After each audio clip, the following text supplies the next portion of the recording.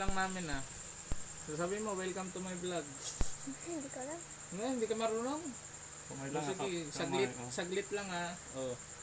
Oh, ang galing oh. Hinigod-higod oh. Pag nagkaroon ng asawa to, wala na ano. Wala Hindi na. mo na igalaw yan, alam mo na. Yun lang. Yung isa lang papahilot ko para pag sakaling nalintikan yung isa, meron pa akong gagamitin na. Ano? Huwag mo ikaw niyan. Huwag mong babasahin.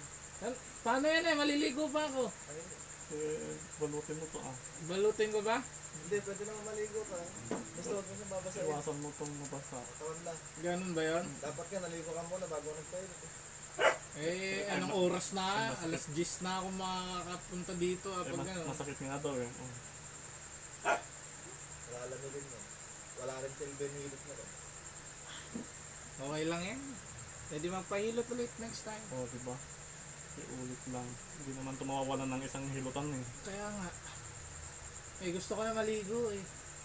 Tinatamad ako pasaway ako eh.